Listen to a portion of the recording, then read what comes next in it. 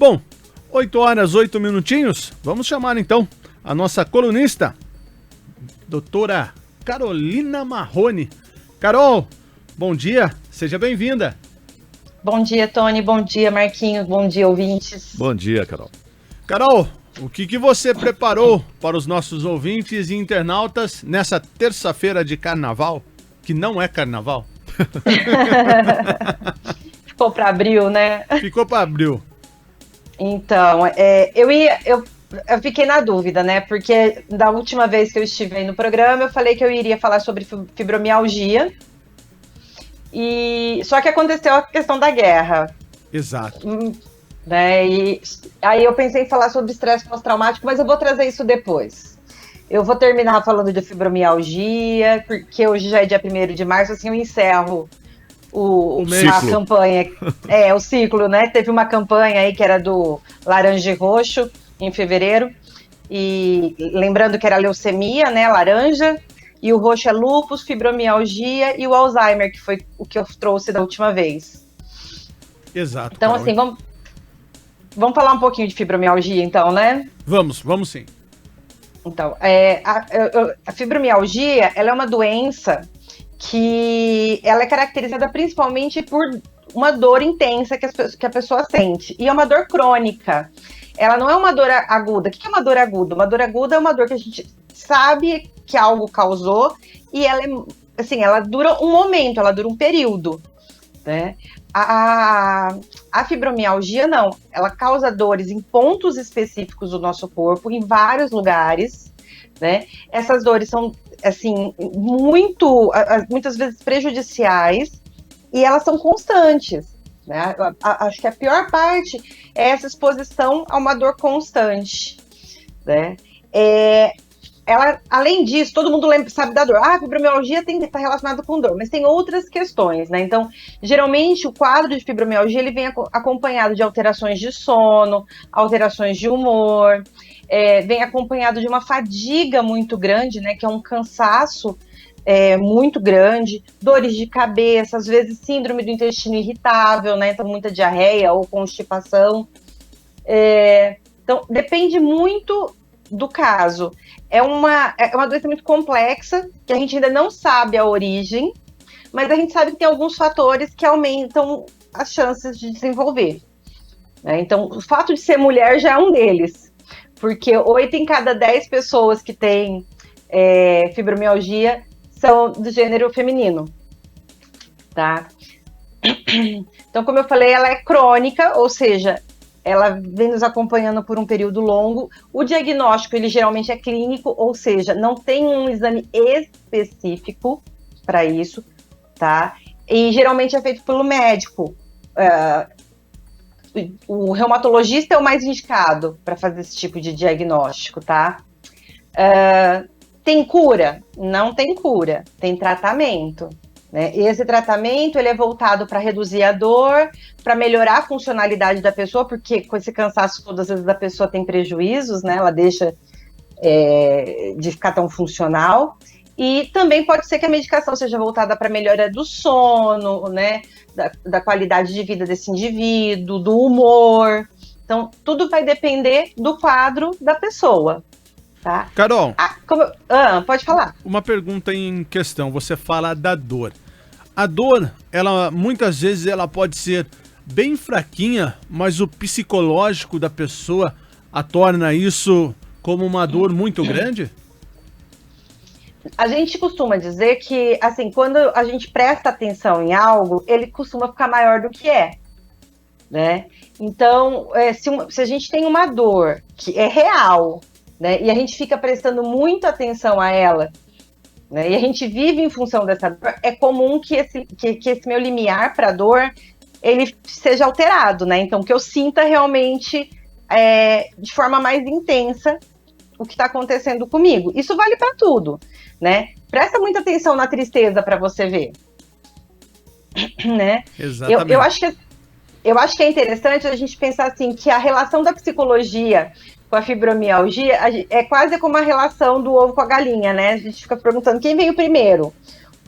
Então, assim, o quadro psicológico, ele vem antes da fibromialgia ou vem depois? Então, assim, a depressão, ela é causa ou ela é consequência da fibromialgia? A gente não sabe, porque a gente sabe que tem muitos casos que as pessoas tinham depressão antes e apresentam depois um quadro de fibromialgia, mas a gente também sabe de pessoas que têm fibromialgia, né, e acabam apresentando um quadro, por exemplo, depressivo ou ansioso, por conta dos prejuízos que a doença traz, né? Então, uma dor constante, ela traz prejuízos no sono, ela traz alteração no meu humor, nos meus relacionamentos sociais, nos meus relacionamentos familiares, porque, gente, quem tá com dor não quer ficar conversando, não quer ficar se relacionando, né? Perde a paciência, deixa de ficar produtivo no trabalho.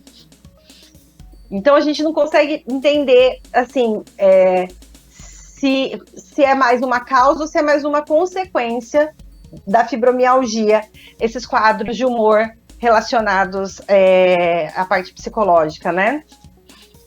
E, Carol, quando chega um paciente com esses sintomas para você atender, quais são as primeiras recomendações, se é que existem? Então, quando a gente recebe um paciente com fibromialgia, né, a gente primeiro tenta entender tudo que ele já fez e como é que é esse quadro dessa pessoa, né, como que foi se desenvolvendo. E aí a gente tenta trabalhar com redução de ansiedade, manejo de estresse, porque tudo isso piora o quadro, né, faz com que aqueles pontos gatilhos fiquem muito mais dolorosos, sabe?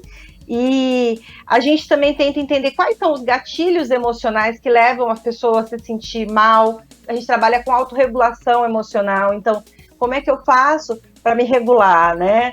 Sem depender do outro, como que eu faço para me acalmar? Como que eu faço? Em determinado momento no atendimento, dá para saber quem chegou primeiro, se foi o ovo ou a galinha? Dá. Na verdade, quando a gente começa a fazer a avaliação clínica, às vezes a pessoa comenta com a gente, olha, eu tinha um quadro depressivo e aí eu estava tratando a depressão e eu comecei a apresentar sintomas de fibromialgia, né?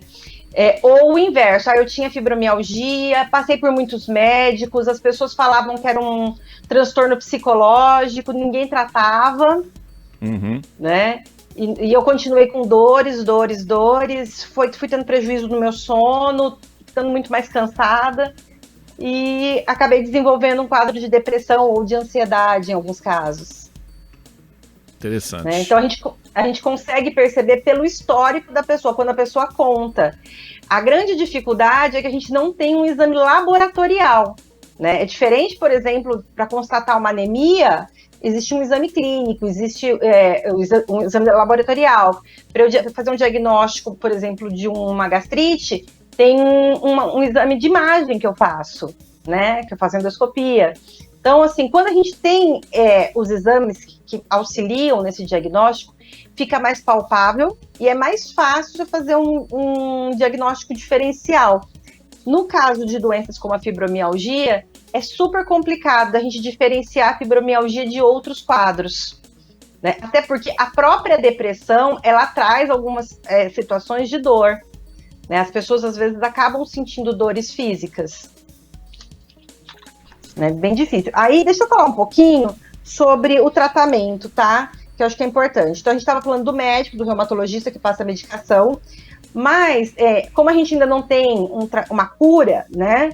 A gente tem que buscar tratamentos. E aí existem tratamentos como a fisioterapia, a atividade física, que ela aumenta o bem-estar, ela produz substâncias que são similares a analgésicos no nosso organismo. Então, fazer atividade física, desde que essa atividade física seja dirigida e acompanhada por um profissional, né? Um profissional que seja responsável, que saiba o que está fazendo, traz muitos benefícios.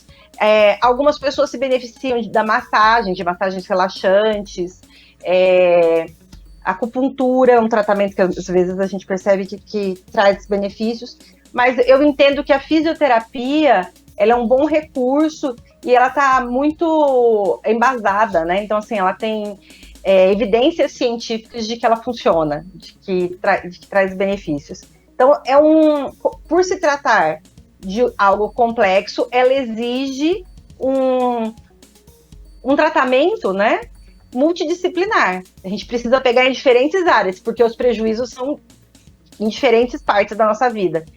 Se você pensar que você tem muita dor, você limita sua movimentação, né, o seu movimento, com certeza você vai ter prejuízos que o fisioterapeuta pode ajudar a corrigir, né? Se a gente tem dor e a gente tem alteração de humor e a gente tem alteração nas interações, o psicólogo ele vem para trabalhar nessas questões.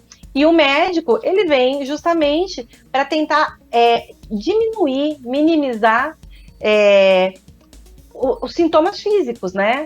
Então, as dores, o sono, que acaba sendo um sono ruim, de qualidade, assim, que não é, a pessoa não descansa, né? Então, assim, o que a fibromialgia tem a ver com a psicologia? Por que o médico manda a pessoa para o psicólogo quando ela tem fibromialgia? Tá achando que aquela dor é psicológica? Porque as pessoas acham que psicológico não existe, né? Assim, tipo, tá inventando, é frescura. Gente, não é. Tá?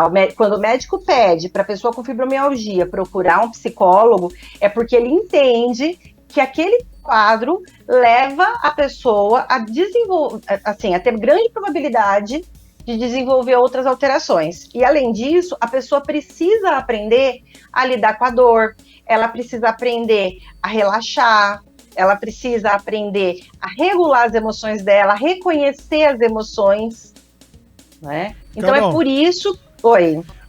Na maioria dos casos, aonde que é a dor desse paciente? É na região do ombro, dos braços, do corpo? Qual região é? Tá, a gente tem pontos variados de dor, tá? Mas, assim, geralmente ela é bilateral, ou seja, dos dois lados do corpo, né? E tem regiões como a região do pescoço, inclusive as nádegas, tá? As nádegas têm pontos, nos joelhos tem pontos, se não me engano, acho que é próximo do cotovelo também tem, né? Mas essa região da cervical tem bastante lugar que tem pontos, tá? Eu não vou saber dizer todos os pontos, mas assim, ele é distribuído no corpo todo, tanto acima da cintura como abaixo da cintura e dos dois lados, tá? Não é unilateral. O que realmente faz a diferença nesses pontos é assim, não foi um peso que eu carreguei, por exemplo, e que ocasionou uma dor no meu trapézio, tá? Uhum. É algo que é constante, é uma dor que ela deixa de ser aquela dor que está me avisando que há um risco, que eu devo parar de fazer algo. Não é aquela dor que vai me proteger, é uma dor que está me prejudicando. Exatamente. Entendeu? Ela perde a função dela. Porque a dor, ela tem uma função na nossa vida. Ou seja, precisa de um psicólogo, né? Porque é um negócio doido. É muito complexo, né? Se a gente parar para pensar, é extremamente complexo. E o que isso causa para as pessoas, a gente não faz ideia. A gente imagina assim, mas é uma dor física, por que eu vou no psicólogo? Gente, fica com dor todo dia. Tenta trabalhar com dor, né? E também, né, Carol, eu acho que fica complicado para a pessoa que está sentindo dor, porque ela vai num ortopedista. Deve ser meu ombro. Seu ombro tá ok. Deve ser então alguma coisa na minha cervical. Não, sua cervical tá ok.